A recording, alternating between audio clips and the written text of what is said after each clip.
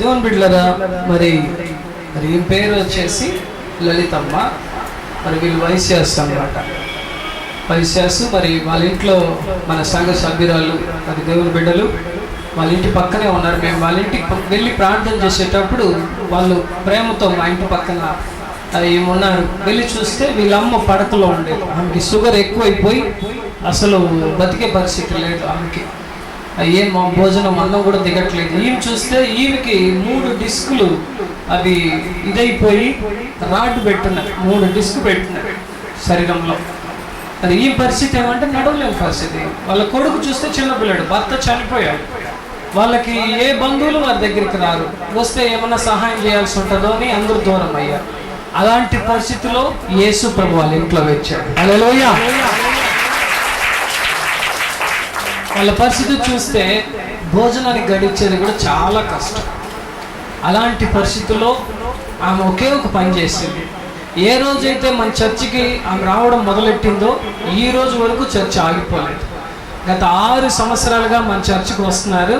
దేవుని బిడ్డలారా, ఈ రోజు వరకు లేవలేని పరిస్థితి, కాళ్ళు తిరిగిపోతున్నాం కట్టే. ఆ ఒక ఆపరేషన్ అయిన తర్వాత కాళ్ళు అట్టే తిరిగిపోతున్నాం. వల్ల కాదు, ట్యాబ్లెట్ వేసుకుంటేనే ఆమె బతుకుంటారు. అది నడవడం కలుగుతుంది వాళ్ళ ఇంట్లో పని చేసుకోవడానికి. కానీ ఈరోజు ఆమె ఒకరింట్లో వెళ్ళి పని చేసుకొని ఈరోజు తన కుటుంబాన్ని కాపాడుకుంటూ వాళ్ళ కొడుకుకి ఒక మంచి జాబ్ వచ్చింది. మరి వాళ్ళ తమ్ముడు ఆశీర్వదించబడ్డాడు. వాళ్ళు కరకంబాడిలో కూడా ఒక ఇల్లు కట్టుకోగలిగారు. హల్లెలూయా. దేవుని బిడ్డలారా, మన దేవుని సన్నిధి, మరి మన సంఘంలో నేను ఎంతో ప్రేమించే ఒక తల్లి లాంటి మేము ఏ బాధలు అయినా కూడా మేము కూర్చొని మాట్లాడతాం. మరి చూడండి మా చర్చి ఇలాగుంది అలాగుంది అని. మరి చాలా కష్టపడే కుటుంబం. ఈ రోజు వారికి ఏ కష్టం లేదు. యేసు ప్రభు వాళ్ళకి కావాల్సిన దానికన్నా ఎక్కువ ఇచ్చాడు ఈరోజు. హల్లెలూయా. ఇప్పుడు బంధువులంతా వచ్చిపోతున్నారు. హల్లెలూయా. దేవునికి చేసిన మహిమను బట్టి గమనిస్తారు. ఈ సంవత్సరం పాస్టర్ గారికి వందనాలు. ఇక్కడ ఉండే దేవుడి బిడ్డలకు అందరికి నా వందనాలు. నేను దేవుళ్ళు చేరక ముందు ఎన్నో బాధలు పడతా ఉన్నాను. ఆ బాధలంతా దేవుడు చూశాడు. మా పక్కింట్లో ఒక అమ్మాయి వచ్చింది. ఆ అమ్మాయిని గురించి దేవుడు తెలుసుకున్నాను. దేవుడు తెలుసుకున్నాక దేవుడి దగ్గరికి వచ్చాను. దేవుడి దగ్గరికి వచ్చాక ఎంత సంతోషంగా ఉన్నానో అంత సంతోషంగా ఉన్నాను. నాకు ఆరోగ్యం చాలా కష్టంగా ఉంది. కూర్చునేదానికి లేసేదానికి లేదు. నాకు డిస్క్ ప్రాబ్లం అయ్యేసి ఒక కాలంతా చచ్చిపడిపోయింది. ఆ కాలు చచ్చిపడిపోయేటికి ఆ అమ్మాయితో చెప్పుకున్నాను. ఆ అమ్మాయి చెప్పుకుంటే రామా మా దేవుడి దగ్గరికి వెళ్దాము అని చెప్పింది. ఆ బిడ్డతో కూడా వెంకటరామపురం ప్రార్థనకి వెళ్ళేదాన్ని. వాళ్ళ ఆటోలోనే వెళ్ళేదాన్ని. ఆ బిడ్డ వాళ్ళ తల్లిదండ్రులతో కూడా వెళ్ళేదాన్ని. అక్కడికి వెళ్ళిన తర్వాత అసలు నిల్చోడానికి నా వల్ల అయ్యేది కాదు, కూర్చోడానికి నా వల్ల అయ్యేది. అన్నం ఎవరైనా పెడతారేమో, వంట చేసుకునే స్థితి కూడా నాకు లేదు. అటువంటి స్థితిలో దేవుడి దగ్గరికి వెళ్ళాను. దేవుడు నన్ను ఎంతో స్వస్థపరిచినాడు. ఫస్ట్ ఆరాధనకి వెళ్ళినప్పుడే నేను మోకరు వెళ్ళినాను. అసలు కూర్చోలేదని కూడా నాకు వాటం లేదు ఒళ్ళు. అట్లా ఉండేదాన్ని మోకరించాను. అప్పుడు ఆడించి ఇంక వాళ్ళు నన్ను అక్కడ తీసుకెళ్తా వచ్చారు. ప్రతి వారం వెళ్ళేదాన్ని. శుక్రవారం ఆరాధన కలుసుకునేదాన్ని. ఇటువంటి చేస్తా ఉంటే బాగా నాకు ఆరోగ్యం బాగా దేవుడు ఇచ్చాడు. దాన్ని బట్టి దేవునికి వందనాలు. ఇది వరకు ఒకసారి నాకు ఆరోగ్యం 4 సంవత్సరాల నుంచి నాకు కొంచెం నలతగా ఉండిందని చెప్పేసి నా హాస్పిటల్కి వెళ్ళాలనుకునేదాన్ని. కానీ హాస్పిటల్ గురించి వచ్చేసినాక ఆపరేషన్ చేసుకునేసి మళ్ళీ హాస్పిటల్కి వెళ్ళాలంటే ఏం చెప్తారేమో అని చెప్పేసి అని భయానికి నేను వెళ్ళేదాన్ని కాదు. రక్త పరీక్ష చేసుకోవాలని చెప్పేసి అనుకుంటాను మనసులో.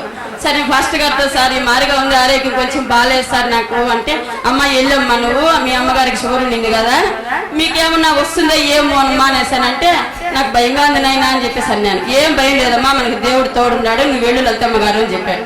సరే అనేసి ఇన్ని రోజులు వెనక తోసి మొన్న శుక్రవారం ప్రార్థన చేసుకొని, నైనా నాకు ఇట్లా మరి బాధగా ఉంది రజా, నేను పోతున్నాను, నువ్వే నన్ను కాపాడాలా, నాకు ఏం లేదని చెప్పావంటే నేను సాక్ష్యం చెప్తాను అయినా, నన్ను బాధల నుంచి నన్ను విడిపించినావు తండ్రి, ఇంత మాత్రం ఈ సంఘంలో నన్ను నీ బిడ్డగా నన్ను నిలబెట్టినందుకు నీకు వందనాలు తండ్రి.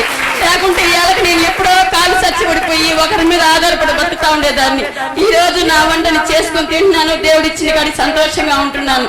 కానీ పోయి రిపోర్ట్ చూసుకొని వస్తే అప్పుడు కూడా నాకు భయమే పోవాలంటే. సరే కానీ దేవుడు ఉన్నాడని చెప్పేసి అని వెళ్ళాను. వెళ్తే అక్కడ రిపోర్ట్లో ఏం చెప్పారంటే, ఏం లేదమ్మా నార్మల్ గా ఉంది, కావాలి నువ్వేం భయపడాల్సిన పని లేదమ్మా అని అన్నారు. ఇంత గొప్ప కార్యం నాకు దేవుడు చేసినందుకు నాకు దేవునికి వందనాలు. అదొకటి మా తమ్ముడు సాక్ష్యం అండి. మా తమ్ముడికి ఈ మధ్య ఆరోగ్యం బాగాలేదండి. ఎందుకంటే అబ్బాయి హ్యాండిక్యాప్ కాబట్టి ఇక్కడ అండర్ గ్రౌండ్ ఎక్కేటప్పుడు దిగేటప్పుడు వాటిలో పని చేస్తాడండి. వాడు 20 సంవత్సరాల నుంచి 50 రూపాయలు కూలికి పని చేసుకుంటాడండి బిడ్డ. అటువంటి స్థితిలో ఆ బిడ్డ దేవుడు లేవనెత్తినాడండి. ఎన్నో బాధలు వాడికి, పాపం బిడ్డకి ఎప్పుడు చూడు గెడ్డలు, జలుబు, దగ్గు, ఆయాసము ఇన్ని ఉన్నాయండి. ఇప్పుడు 2 సంవత్సరాల నుంచి బిడ్డ ఇక్కడ మందిరం పెట్టినప్పుడు ఆయన నుంచి వస్తున్నాడు. అమ్మ నాకు దేవుడు ఎన్నో మేలు చేసినాడు అమ్మ, నాకు తప్పించినాడు నేను ఎన్నో గండాల నుంచి. అండర్ గ్రౌండ్ డిఆర్ మహల్ దగ్గర మీకు తెలిసే ఉంటది, అండర్ గ్రౌండ్ రోజు ఎక్కిపోయి వస్తున్నాడు బిడ్డ. దేవుడు ఎవరో ఒకరు చూపించి ఆ బిడ్డను తోస్తా ఉన్నారు, వచ్చేటప్పుడు పోయేటప్పుడు తోస్తున్నారు.